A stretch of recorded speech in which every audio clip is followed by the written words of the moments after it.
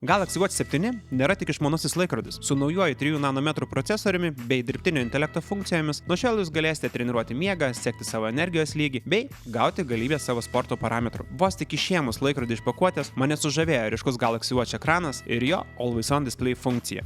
Tačiau ją pakankamai greitai išjungiau dėl kelių priežasčių. Pirmiausia, tai laikrodis per daug dažnai pagaudavo mano žvilgsnį dirbant prie kompiuterio, o visų antra, pasinaudojęs laikrodžiu ilgiau, norėjau jį šiek tiek suasmeninti. Atsižvelgiant į tai, kad pakankamai dažnai bėgioju, išjungta Always On Display funkcija leidžia man laikrodį krauti kas 2 dienas, nuolat su juo miegoti ir atlaikyti 2 intensyvias treniruotės. Kas mane maloniai nustebino, tai Galaxy AI Energy Score funkcija, kuri ne tik pasako, kiek pasiruošęs esu naujai dienai, bet ir suteikia informacijos, kaip galėčiau savo energijos lygį pagerinti ateityje. Laikrodis turi galybę pasirenkamų sporto programų, tarp kurių, manau, kiekvienas rasite savąją. Tik išbandę savąjį Samsung Galaxy Watch 7, neįsigaskite iš karto neradę visiems įprastos sporto salės funkcijos. Naujajame įrenginyje kiekviena treniruotė pateikiama atskirai ir tai leidžia susidaryti savo treniruočių programą, apjungiant skirtingus pratimus. Treniruočių šablonų galite susikurti pakankamai daug ir nesvarbu, ar treniruočių programą susidarysite pagal savaitės dienas, o gal norėsite susidaryti jas pagal sporto rūšis. Tikiu, kad kiekvienas atrasite savo patogų metodą. Na ir žinoma, nepamirškite po treniruotės pasinagrinėti laikrodžio pateikiamų rezultatų,